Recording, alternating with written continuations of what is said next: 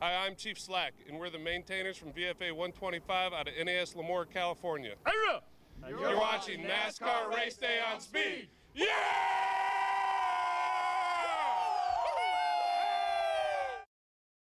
The 52nd Daytona 500 to Jamie McMurray. After a memorable start to the season, the weary come home to close the year's first half. When the lights pop on and the stars come out, it can be only one place, Daytona, and only one time.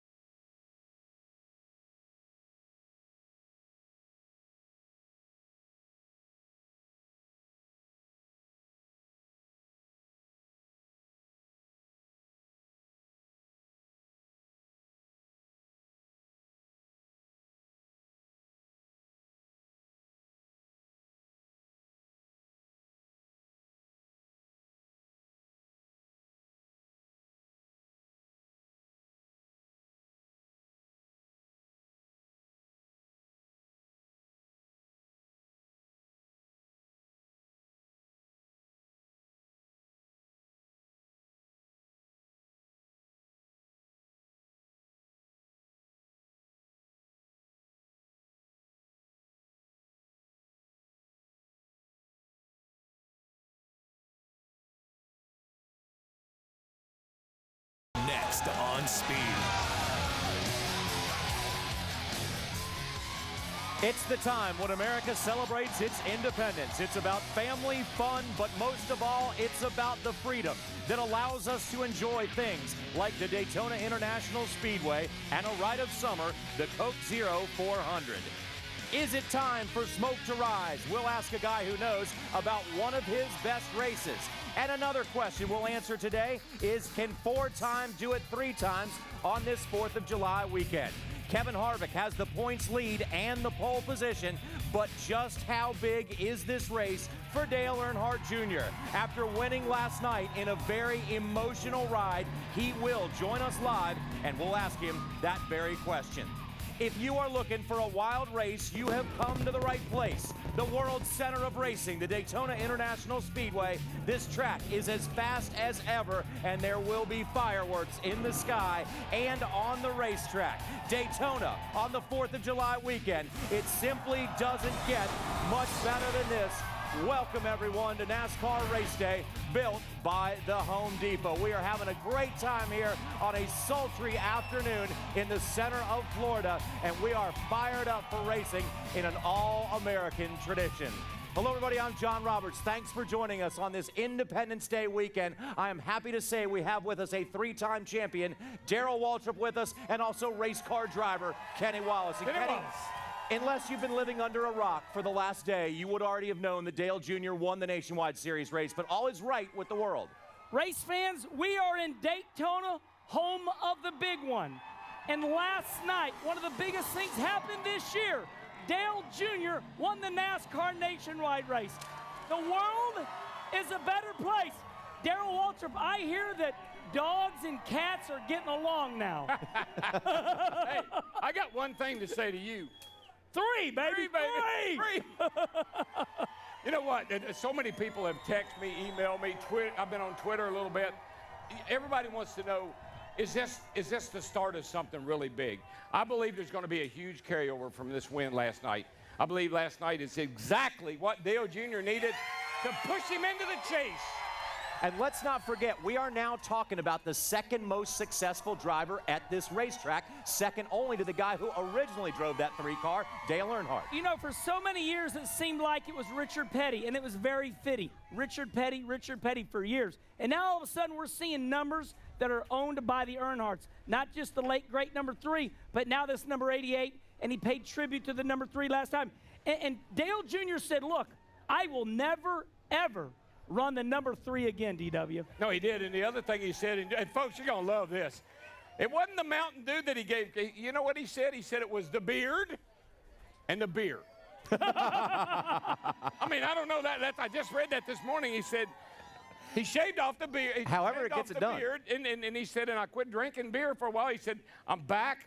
I'm on my way back, and now I'm going to win some more races. I'm going to win tonight. That's Hey, what he told you know what? One last thing I got to say. I think that Junior needs to get back to those DEI days where he's rough, he's kind of crazy. I think Hendrick cleaned him up a little too much. All right, well, he'll get back to there very quickly tonight because we are in for a wild race, but we're also going to witness a little bit of history this weekend. This is the first weekend of the new Nationwide Series car, but it is also the last weekend on the pavement here at the Daytona International Speedway. As soon as we leave tonight, they're going to start tearing the whole thing up and resurfacing this historic racetrack. Let's go inside and check in with Wendy Venturini.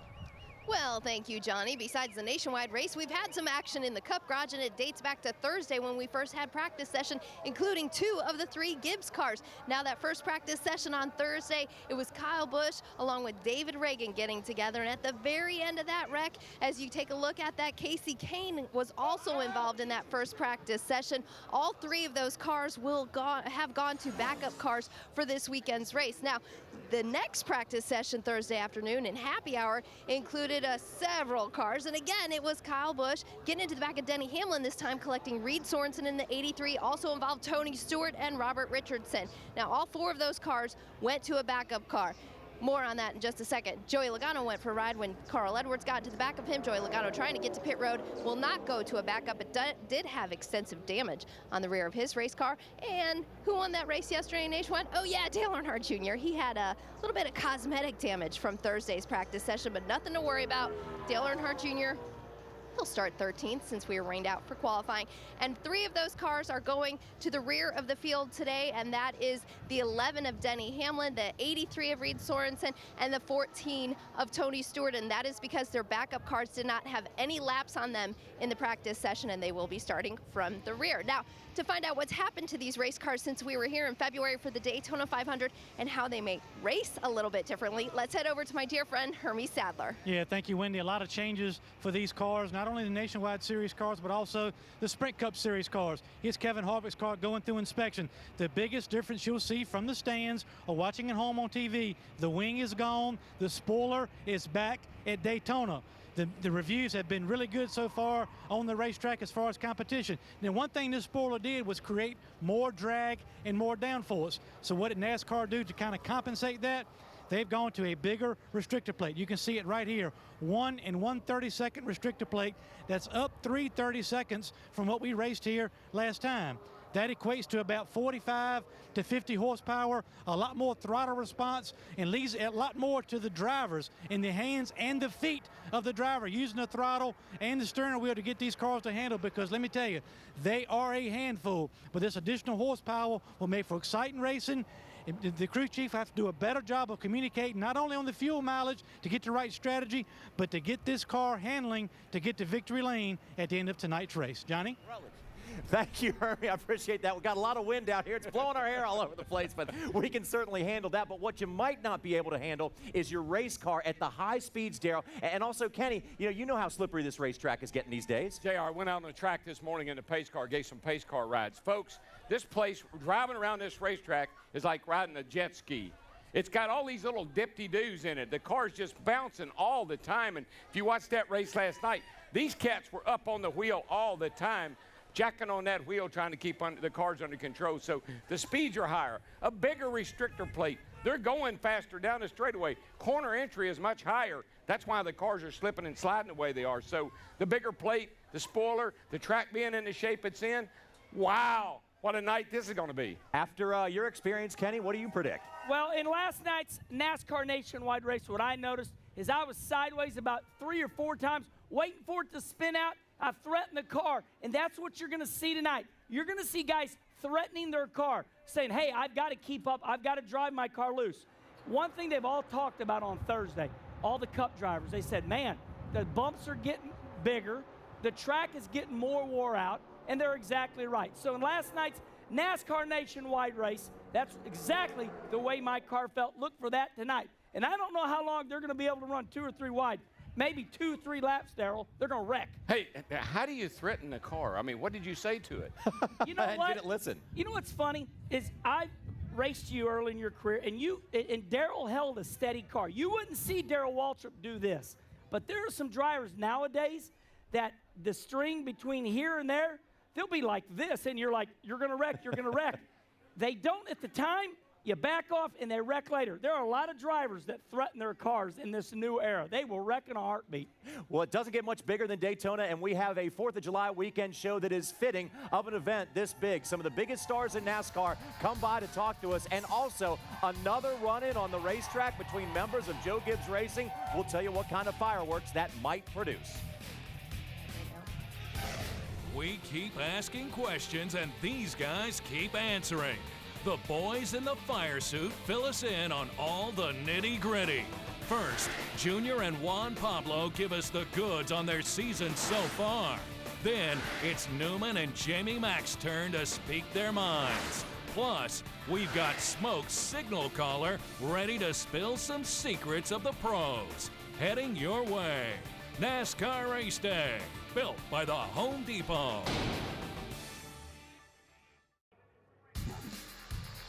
NASCAR Race Day is built by the Home Depot. More saving, more doing. That's the power of the Home Depot. If you've ever been to Central Florida in the summertime, you know the deal. The clouds come and go throughout the day. Sometimes we battle the raindrops, sometimes we don't. Right now it's 84 degrees, very humid, a little bit of wind blowing around here. We have a chance of rain and the race time temperature of 79 degrees. But again, you know the deal down here. We get these races in. So if you're coming out to see us here at Daytona, hurry, because you're going to miss a great race if you don't make it here on time. Juan Pablo Montoya currently runs 22nd in Sprint Cup Series points. He's a long way out of the chase, but if you think he's given up, you don't know Juan Pablo. Let's go to Wendy Venturini. Thanks, Johnny. 1 year ago in this race, Juan Pablo Montoya finished 9th. It was 10th in Daytona 500. So do you feel good when you come back to Daytona? Those are 2 good runs in a row. I don't know. Every time you come here, you're so stressed. You know, our target shape is really good, but it's so much out of your hands. You know, I think the summer race is a little bit more handling involved, and I think our car drives pretty good. So from that point of view, I'm pretty happy. It seems we've been running better and better in restrictor plate, so I'm pretty pumped up about tonight. You mentioned the handling of the track in summer. Explain the difference in feel from what it was like in February to the bumps and the heat and the spoiler and the restrictor plate and everything we've changed. Well, it just makes it more interesting. I think for the fans it's going to be more interesting. You know, the closing rate is a lot faster, so you got to pay, I think you got to pay a lot of attention to that, because I think a lot of the wrecks are going to happen because of that. But it's where everybody's in the same boat, so it should be fun. All right, 9 races to that chase cutoff one. You're 183 points out of 12. What do you guys need to do? The way we have the speed, and I mean, just got to have a bit of luck to finish the races and see what happens. You know, I don't think it's completely out of our hands to make it, but, you know, we got to, I mean, if the races were like 10% shorter, we'd be looking really good. All right, well, one thing that looks good is your helmet. Show us real quick and explain what it is that you're using tonight. Well, what we do is, I used to do the same thing in Formula 1, and is once a year we have kids come from Colombia paint helmets, and we had about 1,000 drawings this year. And the winning kid is here and everything, and it's always exciting. You know, it's something really nice to show what Colombia's made of, you know, and it has a little bit of everything. It has, you know, everything that you think of Colombia for us is here on my helmet. Well, hopefully it'll bring you some good luck tonight. Juan Pablo Montoya starts 22nd due to qualifying being rained out. Hermie? Yeah, thank you, Wendy. I want to catch up a few minutes with Clint Boyer here, getting a swig. A little hot out today, but let's talk about first that race last night. The first in the new cars. They look cool on the racetrack, but you're telling me quite interesting to drive after about 10 laps. They were a handful, boy. What a neat race, though. You know, the cool-looking race cars. Hats off to everybody who was involved with designing those race cars. They look like cars again. In my opinion, that's what we're supposed to be doing out here, is selling cars after we get done on a weekend. But had a lot of fun, learned a little bit. Our car, I thought, was going to be, you know, really, really loose. We were going to fight loose, and Kevin and I both did. We kind of went to a conventional setup underneath, and we fought tight all day long, you know, but or all night long. But had a lot of fun in his XB Chevrolet, and looking forward to tonight. This is an important race for me. I want to win at this place before they repave it. It really would mean a lot to me to be able to do that in Cheerios car and get them their first win. So an important night for us. And I watched a little bit of practice the other night. You know, 4 or 5 laps into on this Cup car, you guys are swatting flies already. tonight's going to be very interesting as well. Handling would be a premium. Oh, absolutely. With that bigger restrictor plate, I think you're going to see more of the same as what we saw last night. You're going to really have to handle. You're going to have to, draft for a little while, but when it comes down to it, you're going to be able to handle. And if you can out-handle the rest of them, you'll be up there at the front. I tell you another thing, can't forget our troops, the supporter troops on the Goodyear tires. They're looking over and saw right now. What a cool program for them. We're all going to sign these tires when we're done, and hopefully we can raise a bunch of money, send them troops overseas, care packages and everything for the families. So, hats off for everybody involved with that Goodyear deal. And before we let you go, look at the points. I know you hate to say you don't want to look at points, but you guys only 16 points out of that top 12. How do you race a race like Daytona with cars all over the racetrack, knowing you got to keep an eye on the guys around you as well? You just got to go. Somebody asked me, what's your plan? What's your strategy? If you have a plan or strategy, you're kidding yourself, because something's going to happen and blow that all out the window. So you just got to be able to adapt. You got to be able to keep in mind the cars that your car's running well with. And if you can do that, situate yourself with those cars at the end, hopefully you can put yourself in position to win. This is going to be an exciting race as this race to the chase really tightens up. And later on today, here on race day, we'll talk to his boss, Richard Childress. Johnny? Hermie, thanks a lot. And Richard Childress has a lot of good things going on in his race team right now. But when we come back, we're going to show you a good thing going on the Nationwide Series. Did you hear the collective sigh of relief at about 10 o'clock last night? We'll tell you what that was all about in just a moment. Don't sleep on that 88. 3 straight solid finishes have Junior sniffing the chase. And now he's at a track where he knows a little something about winning. Does his recent run plus a date with Daytona mean he'll leave here today in the top 12? We'll tell you what his chances are. Coming at you, NASCAR Race Day, built by the Home Depot.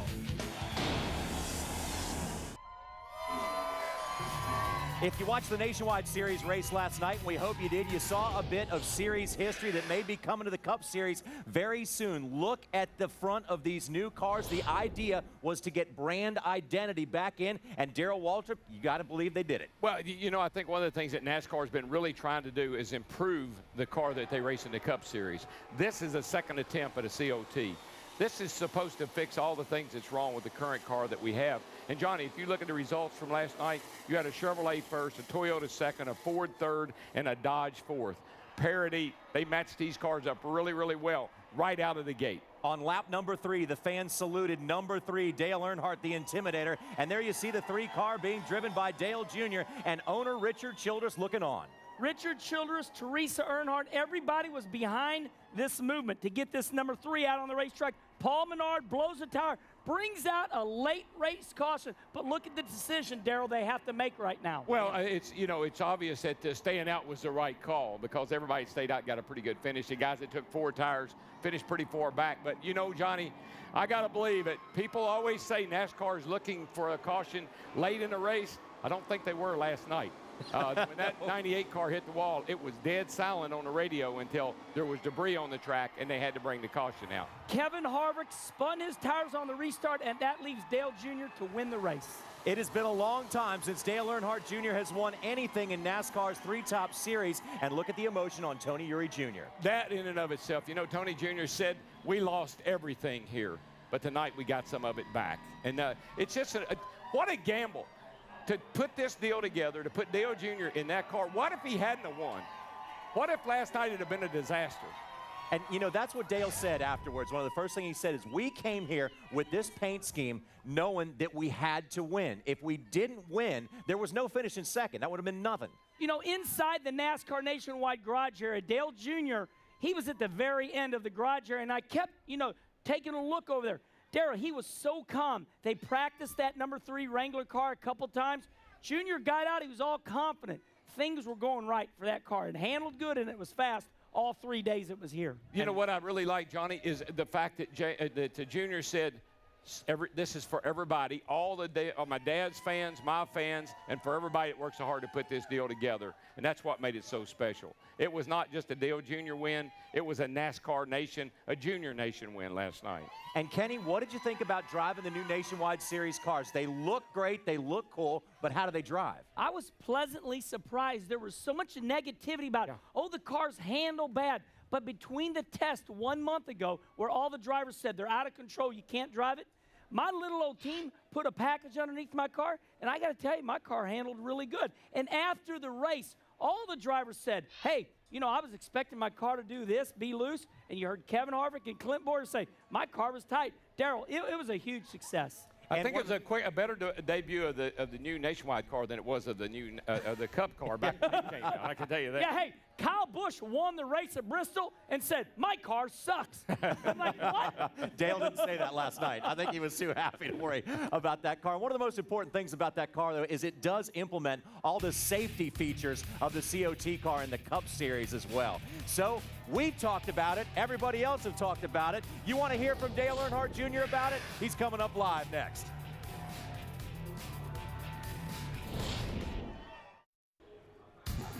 Welcome back to Daytona, everybody. Think about this. You're a player in a major league sport, and everybody's running around saying your success is the only thing that's going to save this sport. That kind of pressure has only been felt by Dale Earnhardt Jr. And over the last couple of races, he has lived up to all expectations, and now he finds himself on the verge of making the chase.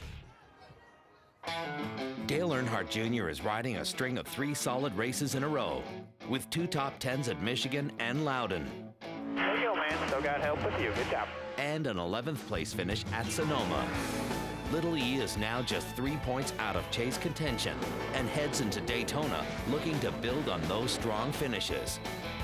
And whether it's an exhibition race, Dale Earnhardt Jr. wins the 2008 Budweiser Shootout in the Nationwide Series, Dale Earnhardt Jr. scores his 21st NASCAR Busch Series victory. or the biggest race of the year, Jr. knows how to win at Daytona.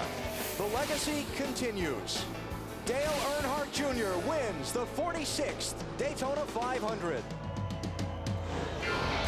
Jr. came close with a 2nd place finish at the 500 earlier this season. That's good strategy. I appreciate the car. Y'all did a hell of a job. And with his history at the July race, checkers are very much possible. Dale Earnhardt Jr. leads the way. In 10 trips to the 400-miler, Jr.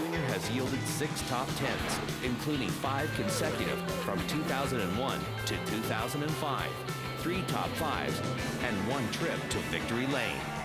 That win was one of the most memorable and emotional of his career.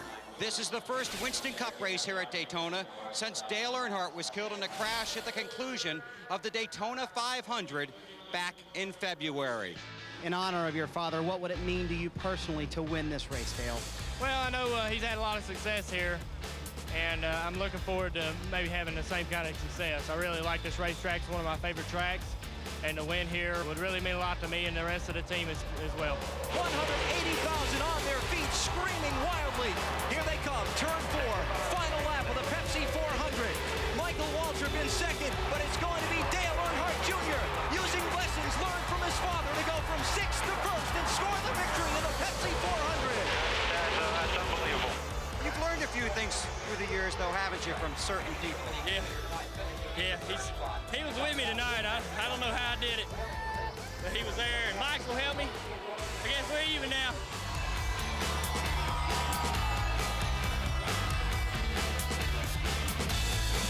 Now, history tells us that during this race to the chase that only 1 or 2 drivers will drop out in the last 10 races before the chase, meaning there's not much room in the end. But if anybody can make it up in, right now it looks like Dale Earnhardt Jr. has the momentum on his side. Let's go now to Hermie Sadler, who is standing by with Little E. Yeah, man, and before we even get to this, obviously seen by the footage, you won some pretty cool races at Daytona. But where does last night stack overall as far as not just at Daytona, but big wins in your career? I know it meant a lot to you. Yeah, I think it ranks right up with that old race we was just watching from 2001. It was pretty neat, you know. I just felt like a piece of it, a part of it, you know, and their whole deal was bigger than me, and we just come down here and wanted to have a little fun and race, and I like winning with Tony Jr. and seeing him happy, and everybody else on that team needed to boost. I mean, there's just such a good storyline, so I was glad to be in the middle of it and be a part of it. And you said after the race last night, no more 3 for you. Is that a done deal? Means especially that you put that car in victory lane. Yeah, that's it. Maybe no more. So people can say whatever they want or debate or I won't ever reconsider it. Let's talk about the Cup car now. You know, good last couple of weeks for you guys. Got yourself in contention for the chase. Now, people ask you for the last year, what's been wrong with you? Now I'm going to ask you, what has turned it around all of a sudden? Why the recent surge, and can you keep it going? Well, I don't really know what we're doing different. We've been working so hard as a team, and there's so much commitment. Lance is doing such an awesome job.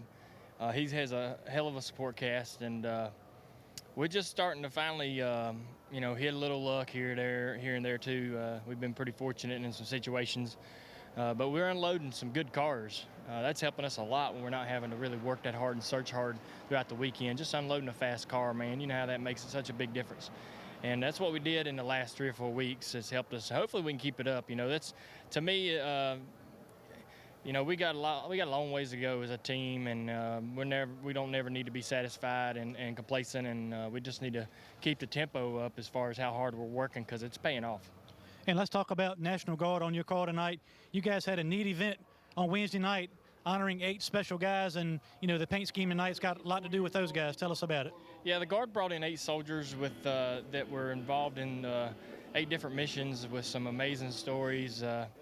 And they represent the entire Guard. Obviously, they're here this weekend enjoying the races and all. And we had a special paint scheme designed by a friend of mine, Tucknut, from the online racing world. And we're just real proud to have that relationship, to have those guys here after what they've been through. And it's as simple as that.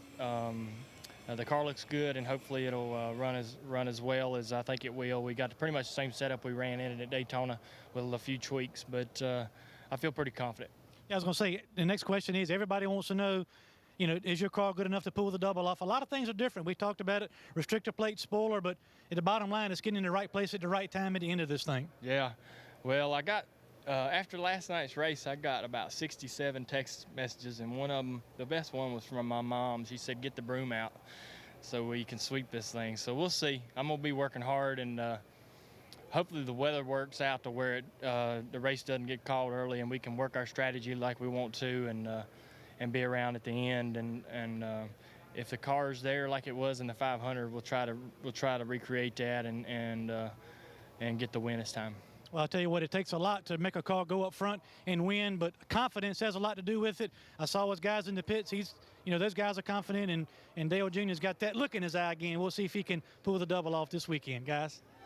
Well, Hermie, first of all, you never want to disappoint Mama, so he's got that order on his plate right now. But remember back to the Daytona 500, how impressive he was, Darrell, as he marched through his way up to second position by the time all was said and done. Oh, on that last green-white checkered, man, when he started back about 10th or 11th, and I mean, he bounced off everybody. He pushed, he shoved, and one more lap, he could have won the Daytona 500. But Brenda, his mom, when she tells Junior to get the broom out, trust me, he got a big one out, and he's going to start tonight trying to make her happy, because if Brenda's not happy, nobody's happy. Kenny Wallace, does Dale Earnhardt Jr. make this chase? Is he one of the top 12 drivers after Richmond?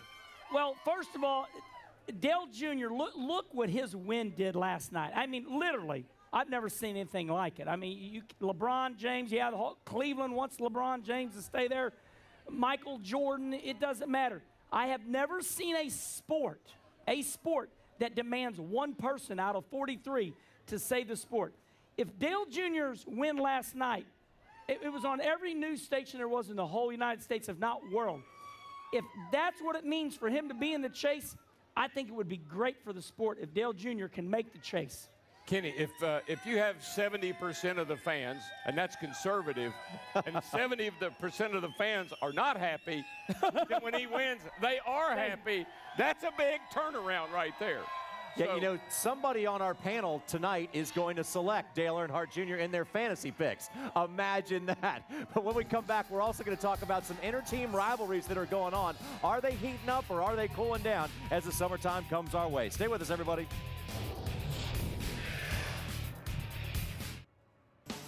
Toyota Racing's Sponsifier 2 is on. Everyone's favorite Cup design contest is back with new features and prizes. The grand prize is a trip to the NASCAR Sprint Cup Series race at Phoenix, where the winning design will be displayed on an actual Toyota Cup car. Enter today at toyotaracing.com, and that means us to ask the question, who doesn't love love? I love love. Joey Logano would love nothing more than to take his Toyota into victory lane, and now he's going to talk about in his Home Depot Hot Lap what it's like to drive in February versus now, and also how important handling is at Daytona.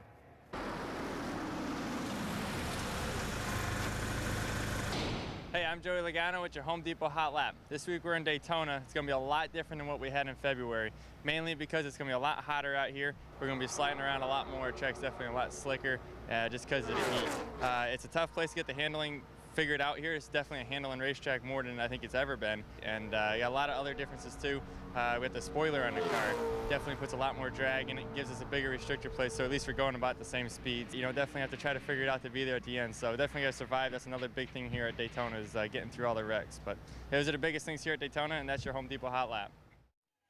Joey, thanks a lot. This is also one of the rare impound races we have during the course of the season, meaning you don't get a chance to touch a car after qualifying. How big of a difference is that? Well, that's why we see all this action in practice. You've got to get out there and practice like in the conditions. Put yourself in situations that you think you're going to find yourself in the race. And here's why guys talk about it's a handling racetrack.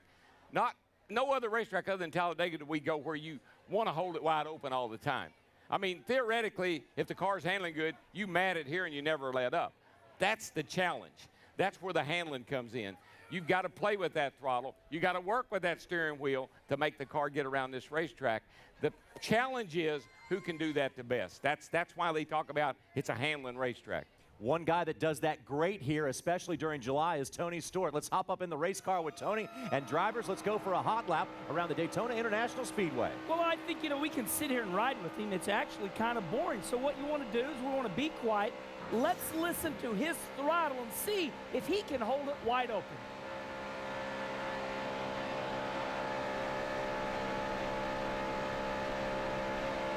Big bump right there.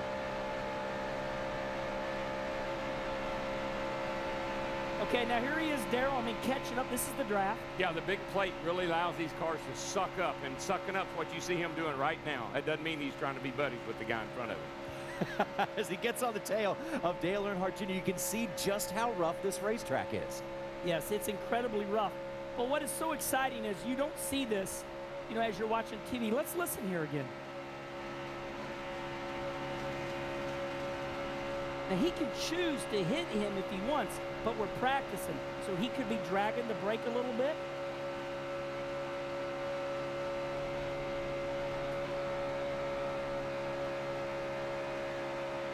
Bump, big bump, bump, bump. So that was the perfect example of how to get around this racetrack, because Tony Stewart's won 3 of the last 5 of these summertime races. There is something about this race and Tony Stewart about him knowing how to get around this place. JR, Tony's going to have it his way tonight. He most likely I do believe he is. He's my pick. Now, a lot of people ask this question. It's a pretty easy answer on the surface. Are Talladega and Daytona similar? And the answer flat out is no. No, absolutely not. As you look at this racetrack, it's big, it's beautiful. But Talladega, Darrell, you said it right. Repeat that what you said in the meeting. Well, Talladega is a 4-lane interstate. Daytona is a 2-lane country road. With a few bumps. With a lot of bumps in it, a lot of hoop-de-doos, whoop-de-doos in it. So it's a big difference. And to put it in a more perspective, when we come here to Daytona, it's like for us going to Charlotte Motor Speedway. It is a short track. You enter the corners, you have to let off half throttle sometimes, get it wide open. At Talladega, the only time you would ever let off is if you're getting ready to run into somebody. Now, for the second time in the long history of this very famous racetrack, it will be repaved, and they will start that huge undertaking the second this race is over tonight. We got to take a quick break here on NASCAR Race Day, built by the Home Depot. But when we come back, we will talk to guys who have won here and try to get some insight into how they got it done. We'll turn the headset brigade loose to get the chatter from the drivers you love to hear from. Rocket Man talks shop before Jamie Mack reminisces about his 500 win, while crew chief extraordinaire Mr. Grubb talks Tony in 2010. So stay tuned for more of the inside info you can't live without. NASCAR Race Day, built by the Home Depot.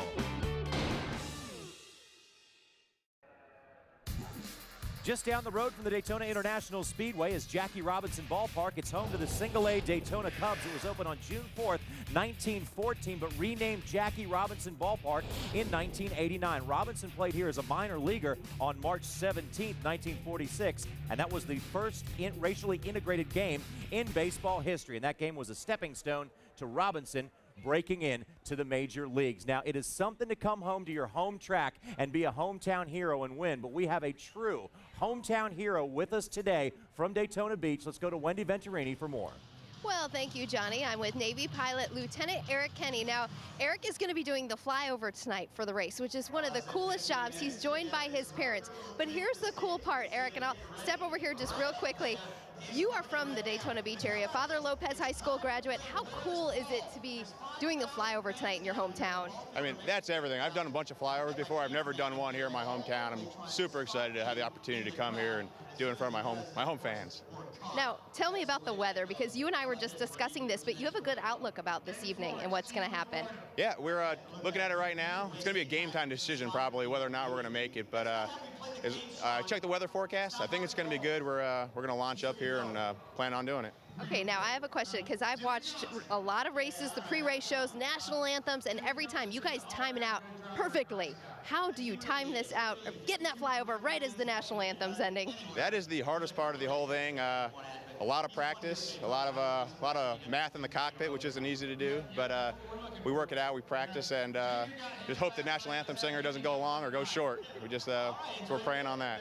Okay, well, good luck tonight. Hope we get the flyover, but I do want to chat with the parents, because this is very cool. Daytona Beach natives, the area. Mr. and Mrs. Kenny, how proud are you of your son? And James, you're involved in the same industry and have a history in the Navy. How important is this to watch this tonight? Oh, this is unbelievable. To see my son flying over my home, it's I can't even say words to describe it. It's great, absolutely great. And Mrs. Kenny, you've never watched your son do a flyover. This is a big day for you. This is a very big thing, and I am so proud of him and so happy. And I just want to say he's a wonderful son. He has a beautiful family. He made us so proud. He gave us a wonderful, wonderful daughter-in-law and three beautiful grandchildren. And I'm so happy and so thankful. And I just want to say one more thing. I want to thank Eric and all the men and women in the military for fighting for us and keeping us safe. And I love you. Absolutely, I agree with those sentiments, Mrs. Kenny. Thank you so much for sharing your thoughts. And Eric, good luck on the flyover. I know your parents are very proud to be watching. Lieutenant Eric Kenny, who is based in California but is going to enjoy this flyover in his hometown tonight. Johnny? Wendy, thanks a lot. Fans, if you enjoyed that interview, you're going to want to stay with us for a story you don't want to miss. Patriotism and racing go together very well. We'll take an in-depth look at the flyover and also what kind of patriotic expositions are at these racetracks throughout the course of the year and what they mean to the race fans and to the people who fight for our freedom each and every day overseas, to whom we send a big salute on this 4th of July weekend. Thank you, all the men and women fighting for our freedom. And now Rutledge Wood is standing by with a hero to many from Columbia, South Carolina. Some people still call him Hootie, but to us, he's Darius Rucker. Thanks, John. Down here outside of the Media Center with Darius Rucker, amazing country artist, formerly of Hootie and the Blowfish. So if you're wondering, is that guy? It's him. I know you're here. You got a lot going on, your new single, but you're here tonight because you love this sport. Tell me why you're excited to be here. Oh, I love to come to race, especially here at Daytona. You know, I've been to several races here, and, you know, I've had some special stuff happen to me with here with some good friends, and, you know, I'm just here to have fun. I love the speed. I love everything about racing, you know, the wrecks like everybody else, you know, but I'm here to see a good race, and hopefully the 00 can pull it out. Oh, there we go. So a 00 fan. Now, we see you every week. A lot of fans see you helping out promote Victory Junction. Why is that such a special cause for you? Oh, when I went to visit it, when I took my family there to visit Victory Junction and see what Kyle was doing there, that was huge for me. I was really moved by the whole thing and wanted to do anything I could to help, you know, and so I've done shows and he wanted me to do a commercial. I said, yeah, and it's one of those, it's a cause that's come very dear to my heart, and I'm going to help Kyle as much as I can. Well, I know you're going to put on a great concert. We're so glad you're here. Hope the single goes great. Support our guy, Darius Rucker's here. Thanks for being here, man. Johnny? Rutledge, thanks a lot. We appreciate that. Good to see Darius Rucker back out here, and thanks for all the work he does for Kyle and Patty's camp. We got to take a quick break here on NASCAR Race Day, built by the Home Depot. But if you want to know how to win a ton of free gas, we're going to tell you when we come back to the Daytona International Speedway. We're going to have a rocking time here tonight. Although Harvick's still perched on top of the standings, a familiar face is lurking. And no one's hotter right now than the 48. We'll explain how Jimmy used his voodoo to tame the Magic Mile and notch his 5th win of the season. Straight ahead, NASCAR Race Day, built by the Home Depot. Well, it looks like the new hour-long format is doing the NASCAR Race Hub a lot of good. They have moved up to the top spot in the Speed Fantasy Racing Cup Edition. And look at Team Race Day. Ever since we started consulting with Wendy Venturini, we are now up out of the basement. And that honor belongs to the guys on trackside, DW. Sorry, dude. Well, you're not participating in that. We're not. That's right. So you we're not, leave and they go right down to the cellar.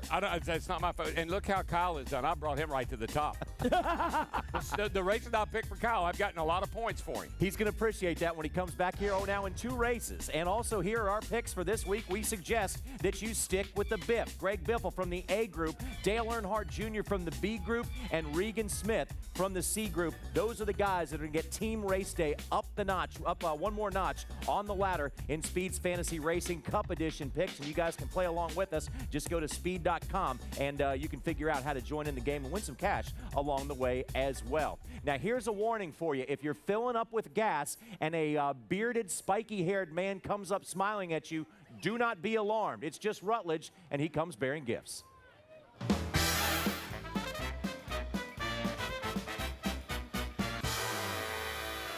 Well, summer is here, and you know what that means. It's time again for Sunoco's Free Fuel 5000. And it's so easy because today I'm spotting. I got my decals from one of the participating stations. Just put it on your car, and if you get spotted, you can win prizes up to 5,000 gallons of gas.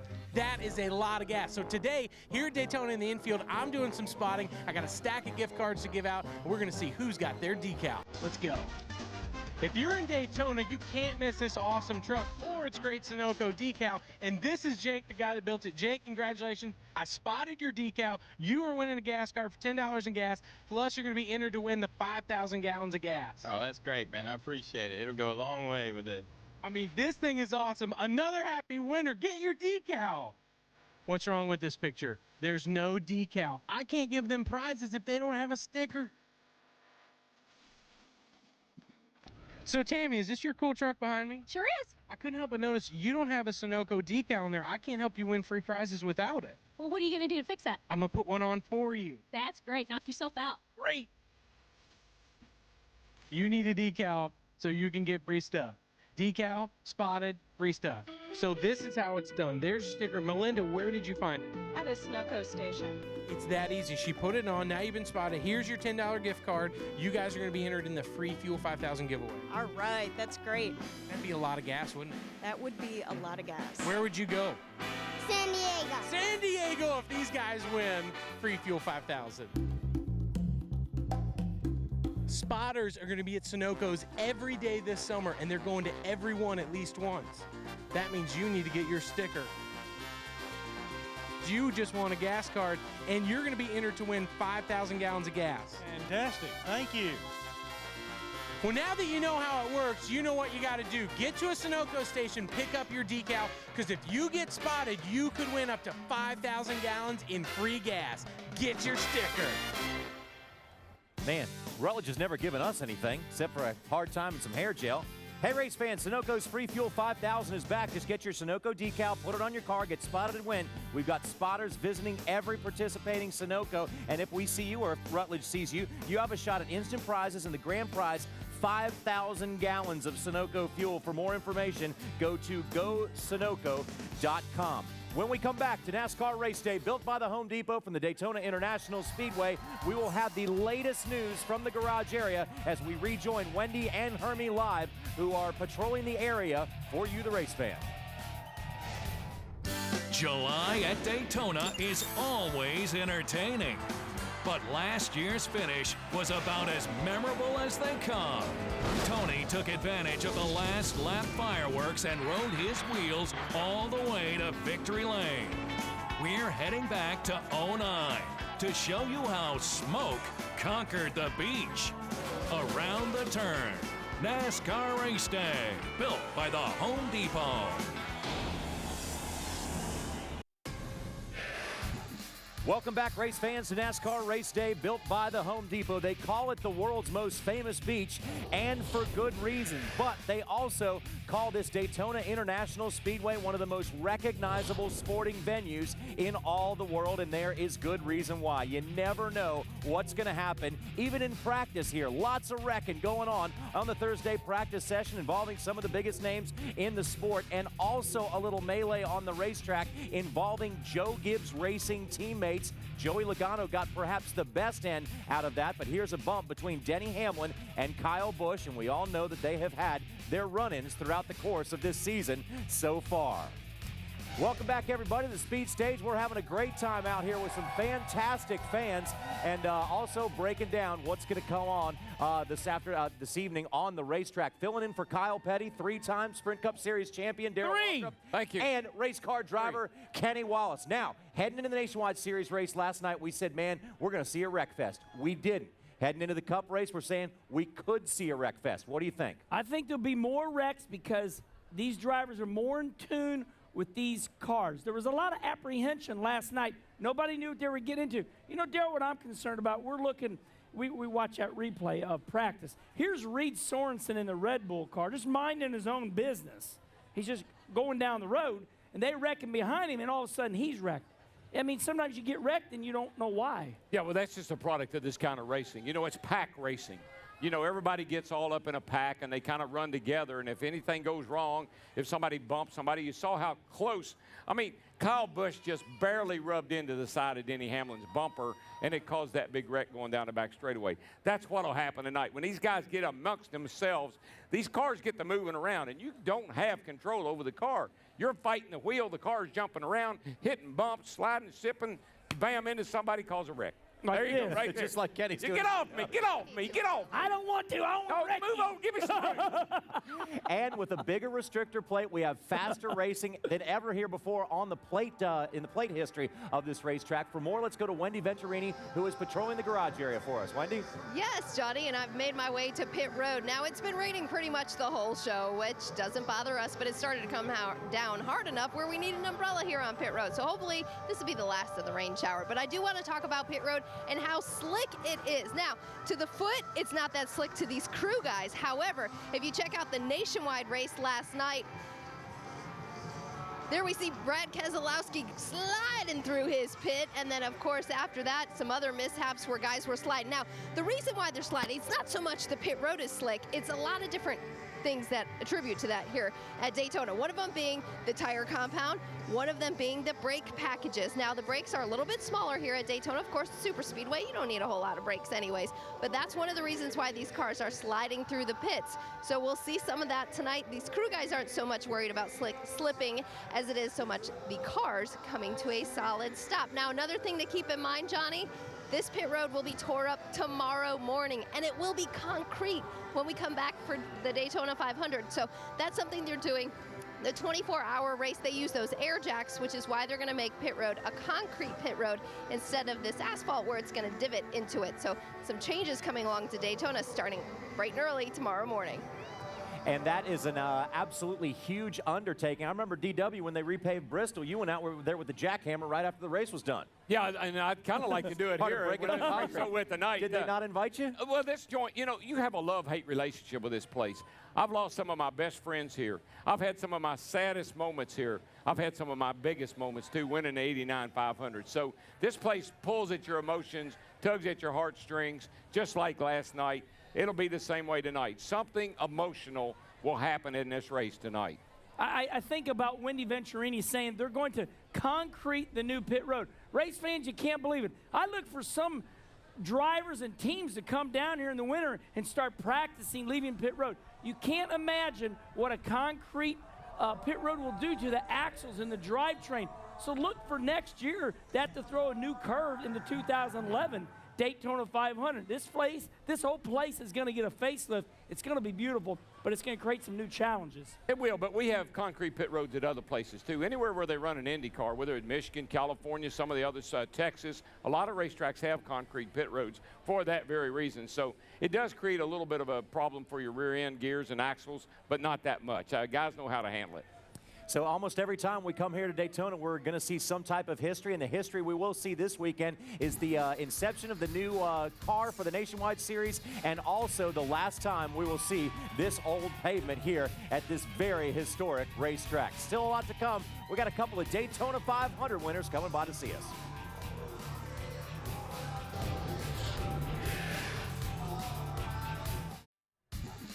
There's only one slightly negative thing about winning the Daytona 500, if you want to call it negative. It's the fact that they don't give you your car back. They keep it for the next year, and you can't run it in the summer race. But Jamie McMurray found out just how big of an honor it is to have your car in the Daytona 500 experience, because in 2010 at the Daytona 500, his wildest dream came true.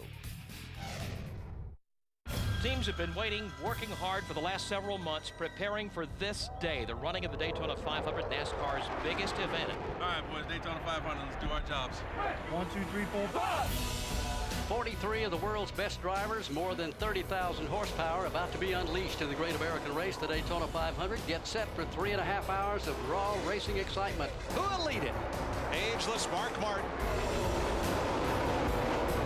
Here comes Earnhardt, dives all the way to the bottom of the racetrack, makes a quick move, gets a lot of drafting help as they go back to turn 1. Kevin Harvick's giving him a lot of drafting help over the turn 2. I'm really, really loose. I can't tell where they are. Car's good right now. If we ever get by him, it's over. Yeah, he's good. My car won't stay down. It's going to be a little bit of a struggle. There's some loose cars out here. Mine's kinda, not too bad. I've got a right front flag, guys, coming to you right now. Coming to you right now. Here's Jimmy Johnson coming down pit road. Pits are going to be closed, bud. Pits are going to be closed. Are you sure it's flat? Oh, God, yeah, it's flat. I don't want, it's already done some damage. They have pulled the whole field of cars down on the pit road and parked them down there, apparently, while they work on the problem. Track spotters noticed a crack down there, actual hole. So that's the track's gone right there. Is it in the track? Yeah, it's right on the first, the first paving line at the top of that line. After an hour and 40-minute red flag for track repair, we are ready to go back to racing. Coming to the flag. Fans to their feet. Greg Biffle and Clint Boyer, they're the ones on the front row coming down to the line. Nobody's going to cut any slack between now and the checkered flag. Green flag, green flag, green flag, green flag, green flag, green flag. Harvick trying for the bottom. Made it! He tried to put the block on him, but Harvick was there. That's what he wanted. Bam, and here we go. Here we go, boys. I got another wreck. Dadgum. Casey Kane.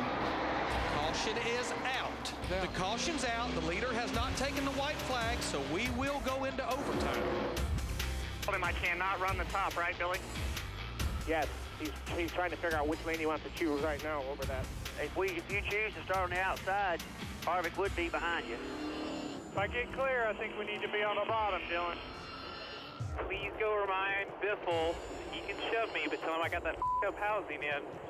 And I get really squirrely when they get a hold of me. This will be the last lap. Dale Earnhardt Jr. unbelievably has caught Jamie McMurray as they come to turn 4. He'll have to go to the high side, though. McMurray guard that line. Crash at the back, never mind. Green flag still out. Checkered flag in the air. The 52nd Daytona 500 to Jamie McMurray.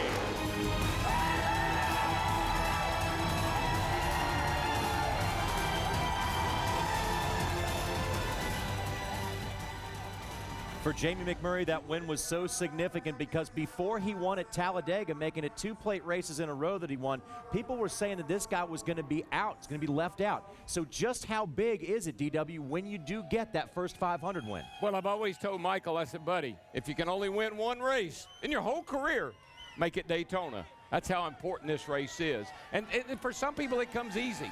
For some people, they just have a knack for winning here. Think about Richard Petty. He won this thing 7 times, for heaven's sakes. Dale and I, we struggled to win it once. So some people can do it, and I don't know why, and some people can't. Hermie Sadler is standing by with another guy who knows exactly how big of a thrill it is to win NASCAR's biggest race. Hermie? He really does. And Daytona 500 champion Jamie McMurray, you know, we did this on race day before you won the Daytona 500, so we figured we'd try it again. But if you do, I've already told you people, I'm going on the payroll some way, somehow. Well, I remember that day. We've got a really good Bass Pro Shop Chevy tonight. We didn't practice that second practice. We felt like our car it handled really well, and it had a tremendous amount of speed, probably more speed than what we even had in February. So we didn't want to take a chance of wrecking the car in the second practice, and then when they had a wreck, we were glad that we weren't involved in that. But got a really fast car. We just have to, you know, put ourselves in the right position. In February, we definitely didn't have the fastest car here, but we got in the right position at the end and were able to capitalize on that. So just to wait and see what today brings us. I got to ask you a question about points.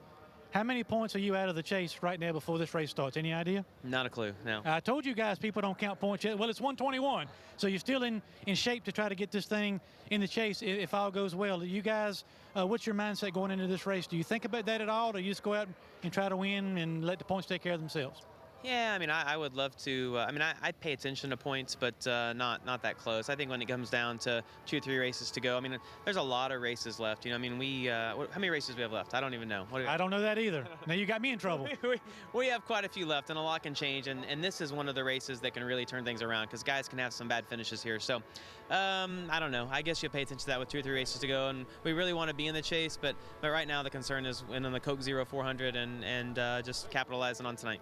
Well, my Emporia, Virginia education would tell me that there's 9 more to go to the chase, and a 10-race chase somewhere close to 19. But, hey, I was talking to Johnny Morris with Bass Pro Shops before you came out, and he said you guys did a neat thing the other night with some of your crew guys, some Daytona 500 rings. Tell us about that. Oh, yeah, we actually we rented a room at the hotel where the team is staying at, and Johnny, Chip, and I all went in, and we split up what it was going to cost to buy everyone in our organization a Daytona 500 ring.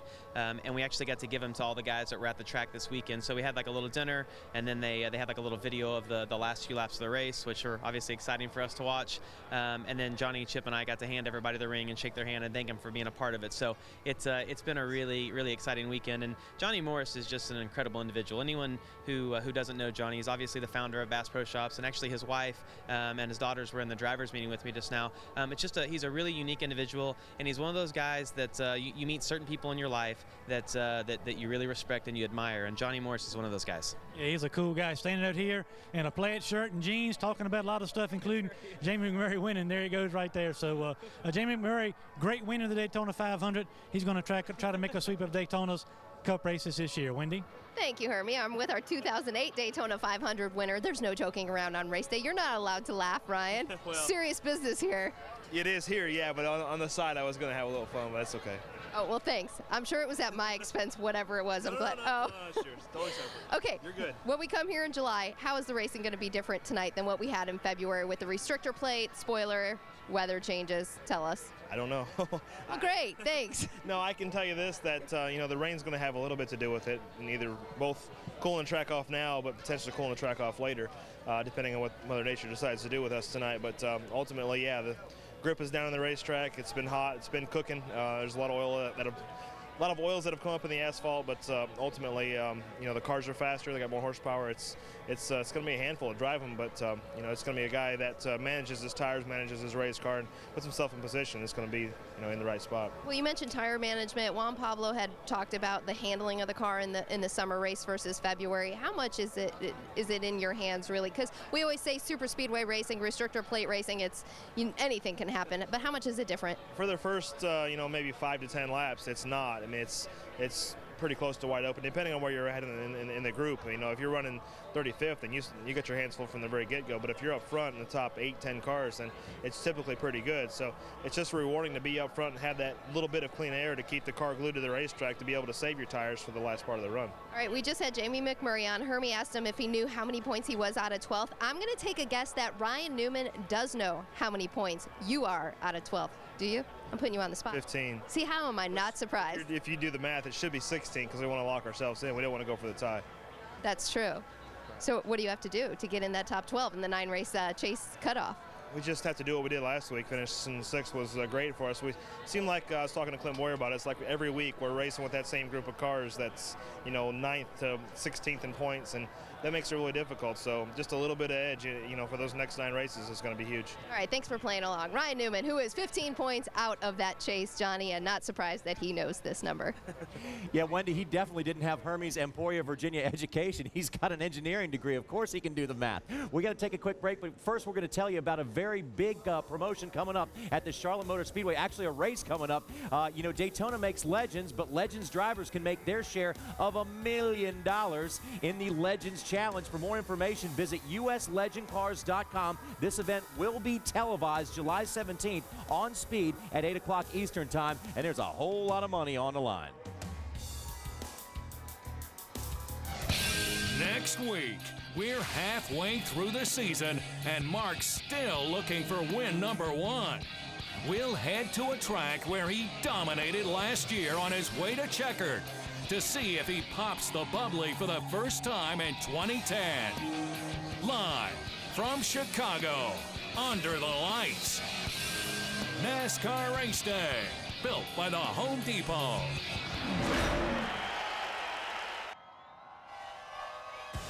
Recently, no driver's been better at this racetrack at this time of the year than Tony Stewart. But look at what happened on Thursday during practice. Tony was in the wrong place at the wrong time on the racetrack, and the crew had to roll out a backup number 14. But here's the good news for Tony and company. That backup number 14 car just so happens to be the number 14 that won this race last year and put Tony in a position to be a thoroughly winning car owner and driver.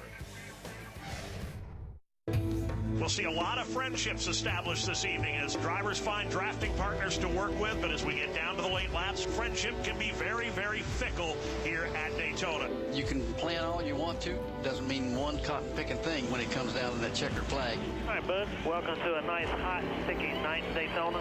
You just let us know how that car is reacting all night. Try to stay on top of it. You'll be able to have it your way at the end of the night.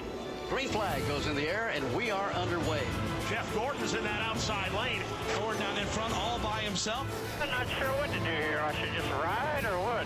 Whatever you want to do, bud. Whatever you want to do. We got a long night. A lot of patience here. Bye-bye, Jeff Gordon with no drafting help. That bottom line, it looks like the way to go right now. Here comes Kyle Busch diving wildly to the inside. I mean, if you want to throw something at us and do something, you want to?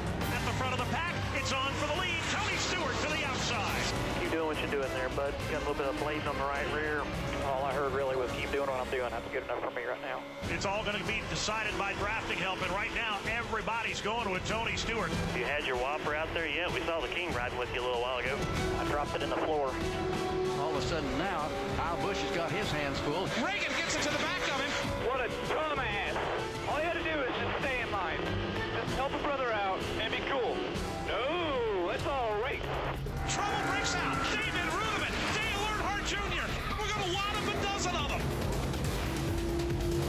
Thanks, boys. 4 tires, about 6 or so gallons of fuel. We're going to beat them off pit road here, aren't we, guys? Everybody up front is coming to pit road. Be ready. All the way, beat him. All the way out. Good job, boys. Good job. Tony Stewart gets off pit road first. Great job, guys. Here they come back to the triangle. The green flag goes up in the air. Tony Stewart looks back, sees Kyle Busch poised in position and ready to pounce. Here comes Kyle Busch going for the lead here on the white flag. I am the leader. Woo, woo. Kyle Busch has got the lead, but he hasn't got the win yet. Tony Stewart is there. Tony looks to make the move. He swings for the high side. Kyle Busch!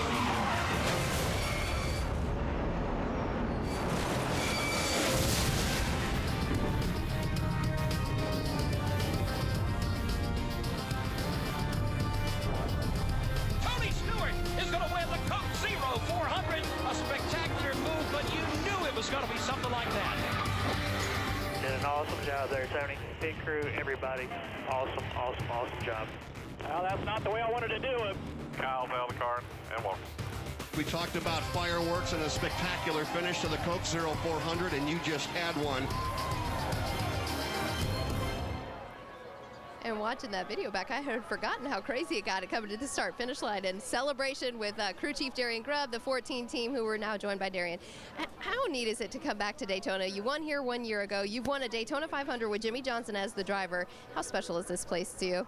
This place is pretty awesome, especially being the last race on this configuration with the pavement and everything. We're sure it's going to change the racing in the future. The track's probably going to be a lot smoother. It's going to lose a lot of that character, but we're really excited to be here and have the special paint scheme with Burger King and a 48,000 signatures on the hood, making up that Burger King decal. Same paint scheme we won with last year, so we're really hoping to go out and recreate that. Now, a lot of the drivers are telling me about tire management. What did you learn about tire wear in your primary car, and will it apply to your backup? It was definitely aggressive wear. The cars are really sliding around a lot. It's either the front or the rear, depending on how your car's handling. We felt like we had the primary car pretty well situated, and that was our last run we were going to make.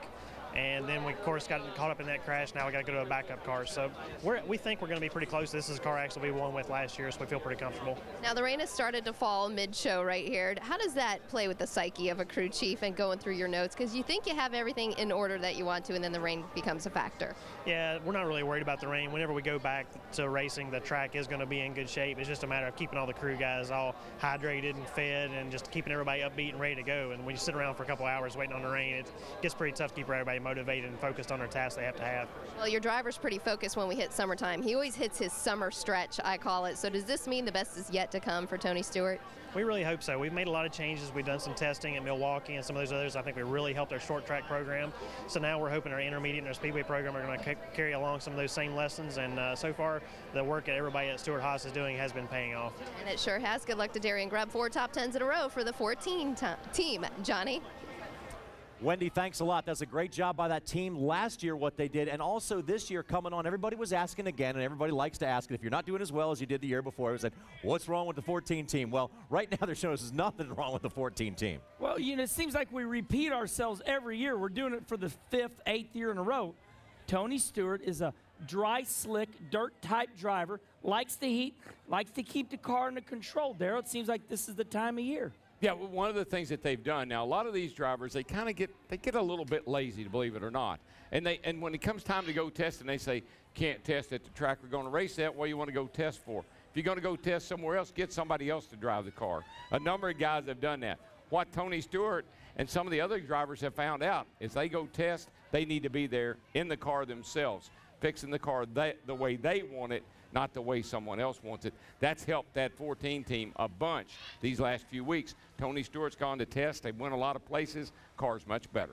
Well, Tony Stewart is on a roll right now, but so is Jimmy Johnson. He's going for his 3rd race win in a row this season. A lot of people were asking earlier in the season what's wrong with the 48. Well, they've showed us there's absolutely nothing wrong with them right now as they go for 3 in a row. Let's check in with the Chad Knaus, for our Sunoco Pit Strategy of the Week. So do you want to talk about differences? There's a lot of differences down here in Daytona this week versus what we had in February. We had a wing in February. We had a smaller restrictor plate in February. We had a lot cooler conditions in February. Now, completely different. Racing at night. We've got the spoiler on the back. We've got an 1 and a 32nd restrictor plate.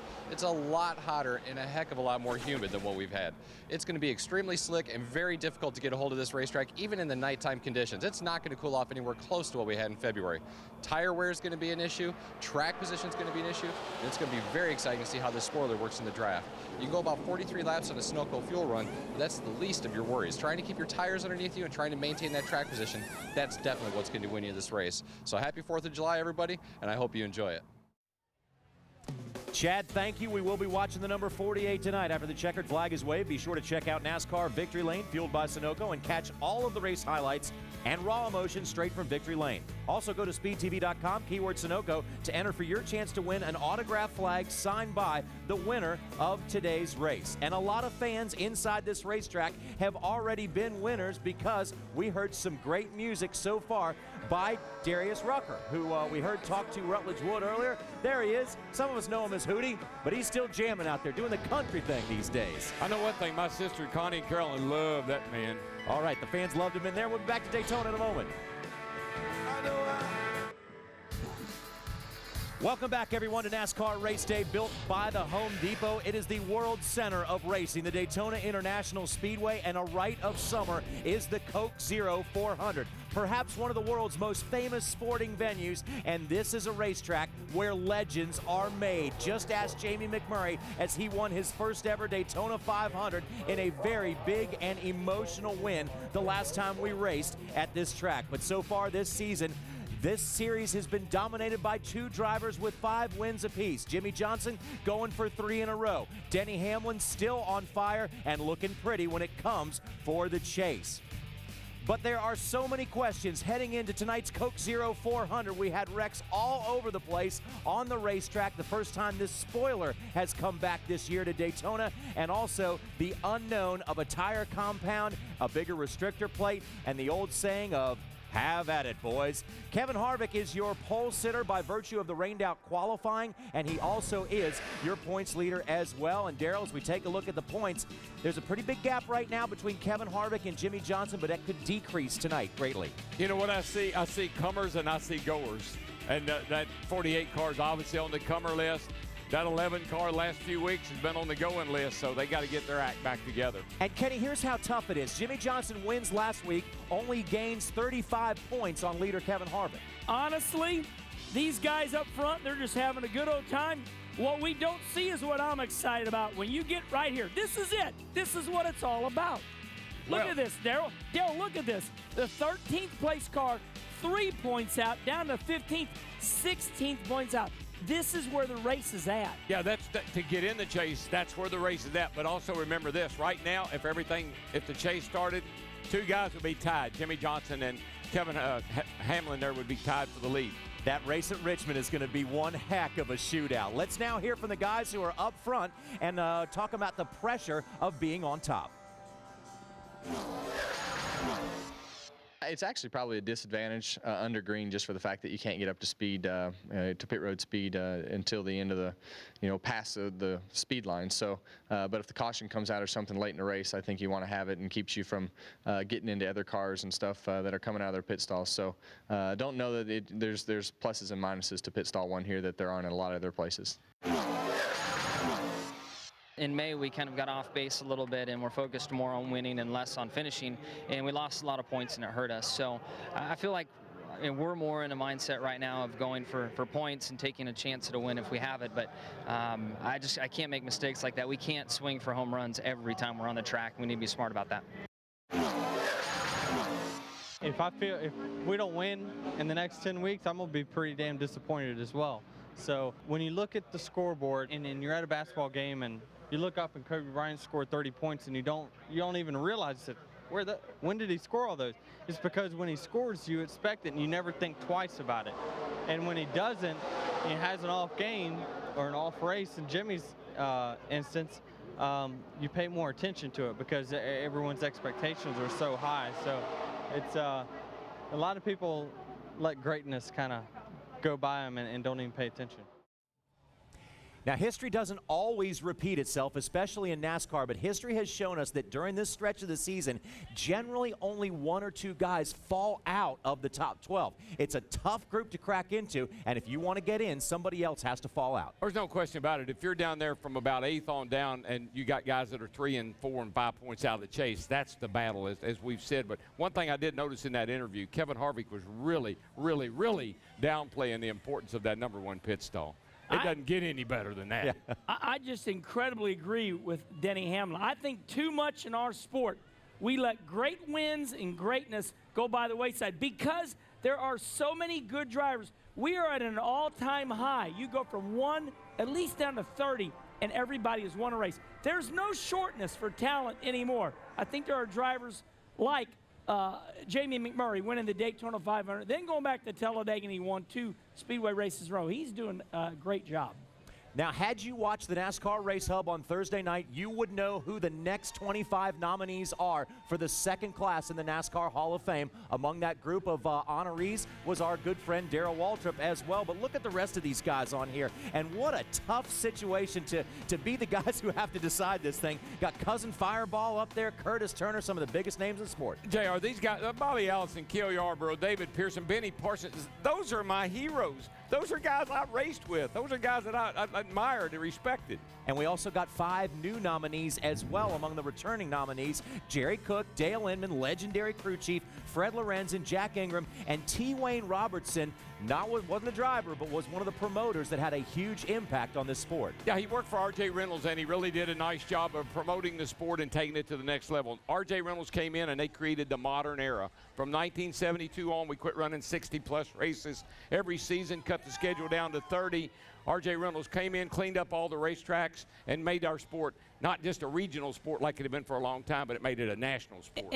And very rare in sports do you have such a great athlete like this guy right here, Darrell Waltrip, 3-time champion, so many wins. Usually guys of your caliber go off into the sunset. Darrell, good job, buddy. I mean, to come on and do TV, he's going to be in the Hall of Fame probably this year, if not, but it's awesome that you're doing TV as good as you were. Oh, thank you very much. I love doing this. I love these fans. I mean, this is what you live for. All these people out here cheering for you, you know, just encouraging you. I love these folks. This has been my whole life, and I love being here doing what we're doing. I guess my point is you don't see Joe Montana doing TV. It's very rare what you're doing, and I think it's awesome. You don't, but you do see Hannah Montana doing it. However we got from Joe Montana to Hannah Montana, I don't know. But Miley Cyrus, not Miley Cyrus. is a 2-time nominee, and so is the gentleman who is standing by with Wendy Venturini. Wendy?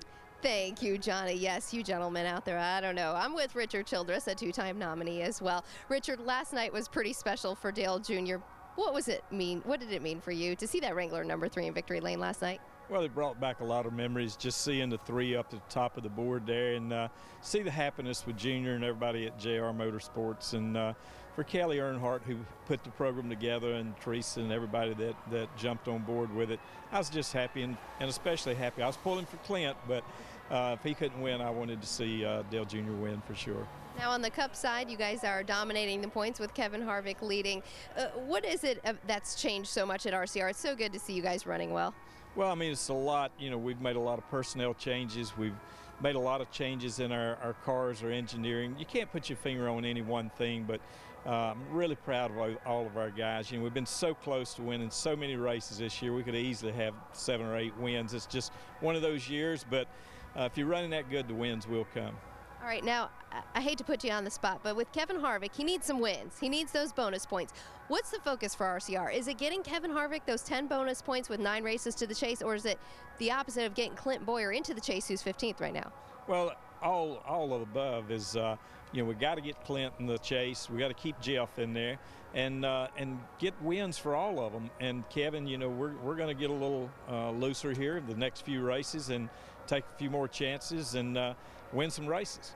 Now, I had the opportunity to go to your shop this week, and I spent 2 days talking to your drivers, your crew chiefs. They said they get the directive to make some take some chances on pit road, as we saw last week at Loudon. What about when we come to Daytona? Do you tell your drivers, do you give them any direction about drafting partners or what to do in those last laps? Not really. You know, they'll work together as much as they can, but I can tell you, I've watched this sport for so many years. You're going to get hung out. You're going to hang one of your teammates out and things, and that's going to happen. This is Daytona, so we do our best. I thought last night Kevin and Clint worked really well together, and they've worked good all year together, and that's what it takes to be a team. All right, well, good luck to RCR today, who has 4 wins at Daytona, 2 of them coming in the Coke Zero 400. Now let's head from one nominee to another Hall of Fame nominee, Darrell Waltrip. Hey, Wendy, I told Richard, he's standing there, I don't know if he can hear you or not, I said, you got to be the Dr. Phil of NASCAR. I said, to get all the Earnhardts together, him and Rick Hendrick, and get everybody involved in that program that they did, and to pull it off the way they did, my hat's off to Richard Childress. I think he had a whole lot more to do with it than we probably know.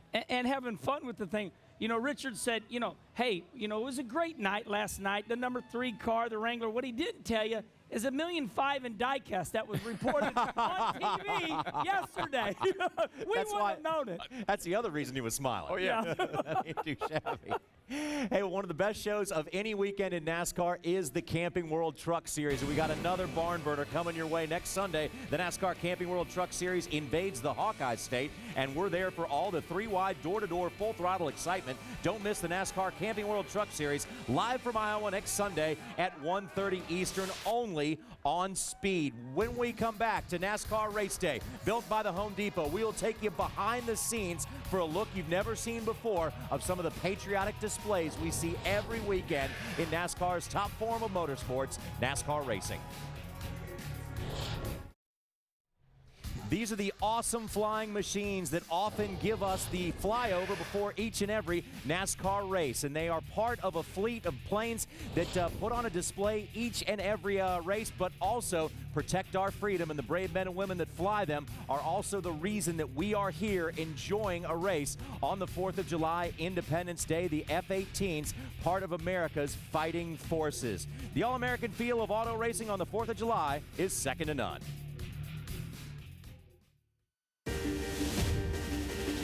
These are the hallmarks of NASCAR. The flyover, the national anthem, a flag of stars and stripes waving that's every bit as important as the wave of the green flag, or checker.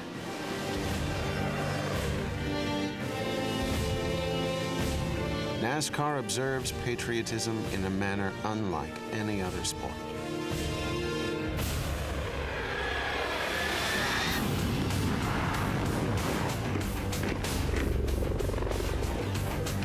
Like an acknowledgement just how big an event this is. They are the best of the best. My favorites are anything that's low and loud.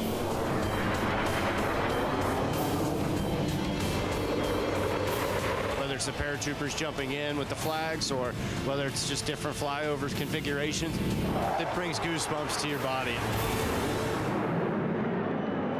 Patriotism has been seen on and off the track, in those who stood for their country in wartime and those who stood against civil injustice.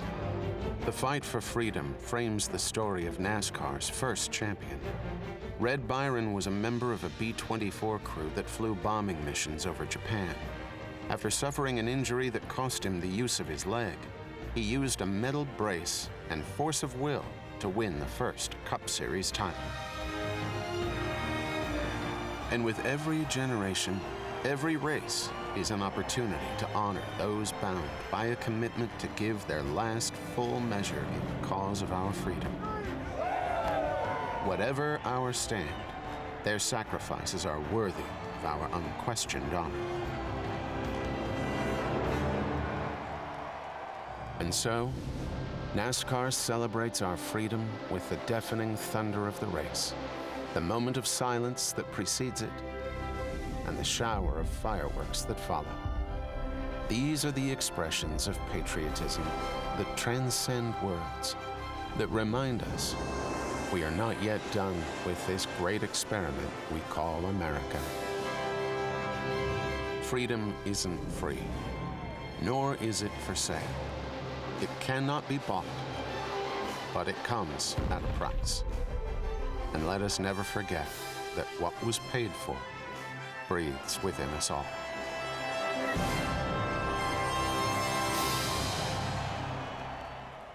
It is sometimes taken for granted that one of the truly unique things about NASCAR is the fact that every competitor competes in the same venue every weekend. The Cup Series has 43 cars that make it every week, and that's what makes it so special. And that's why when we come to these cities, NASCAR, the promoters, the track promoters, ISC, and SMI put on these incredible and very patriotic pre-race shows.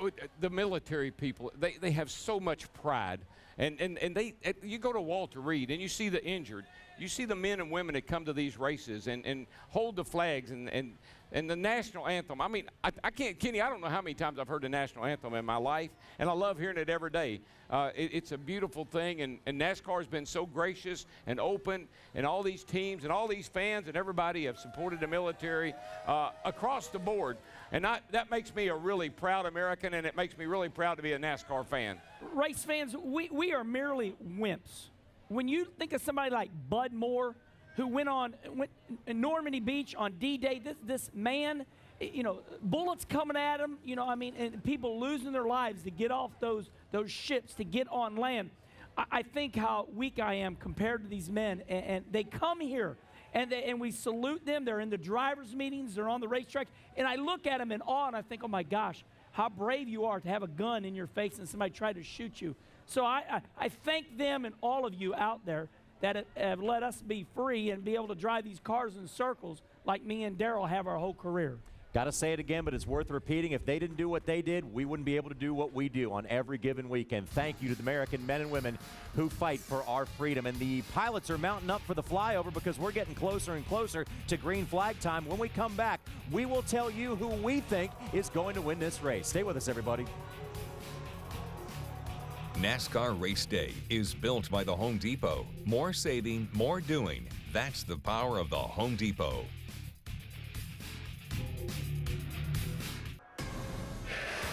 Hey race fans, how would you like to have an official Sunoco Racing fuel can? Visit speedtv.com/Sunoco for entry details, official rules, and drawing dates. And you know what a lot of us would like to have is guys like Jimmy Spencer filling in for us to make our picks, because last week when DW was gone, it was Spencer filling in for Kyle Petty, and what he did was he said, I think Jimmy Johnson's going to win this thing, and guess what? He won it. So Kyle, with the backup of DW and Spencer, have gone out to a big lead so far, but we're still nipping at the heels. We're going to get them. So DW, sitting in for Kyle again, you get the honor of picking first and the pressure of picking the winner. Well, remember what I said about Tony Stewart? He was going to have it his way. Tony, have it your way tonight, buddy, because you're my pick. All right, so Wendy creeping up on Kyle and a past defending champion herself.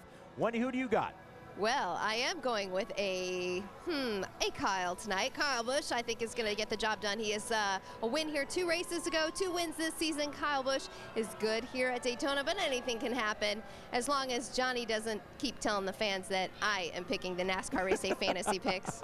I told him after we moved up in standings, Wendy, but we do confer on that. Me and Wendy are trying to make the team a little bit better, but I need some audience participation and crowd participation and also stage participation to make the pick, because the slogan, if you will, is very simple. It is stick with the biff.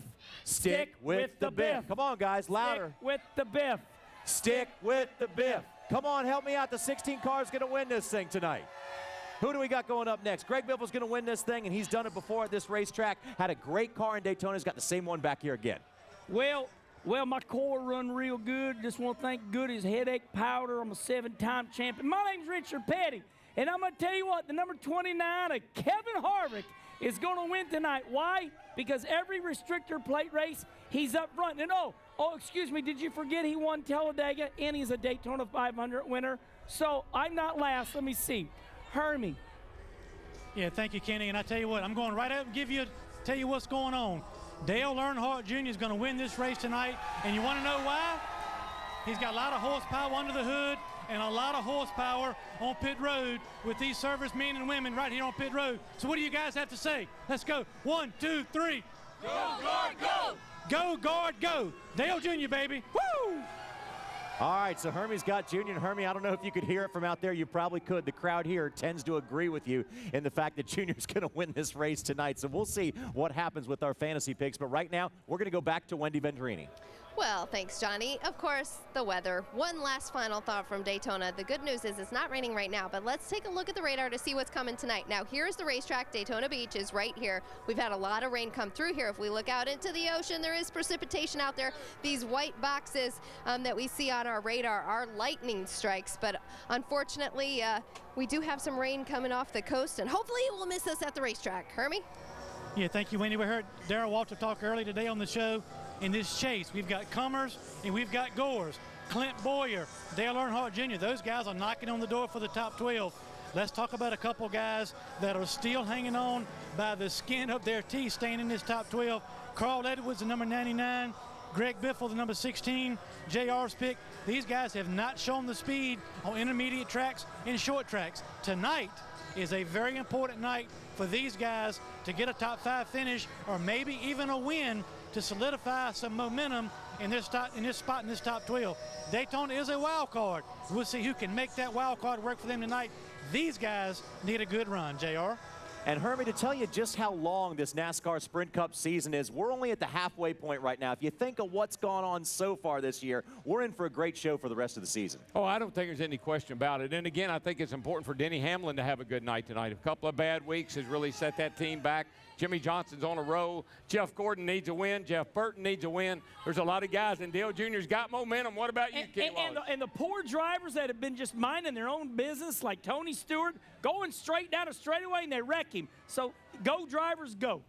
We want to once again thank our men and women in the American Military Services that give us our freedom so we can go racing every weekend, and also want to thank Daytona International Speedway for hosting us this weekend. We will wrap everything up in NASCAR Victory Lane, fueled by Sunoco tonight. So long.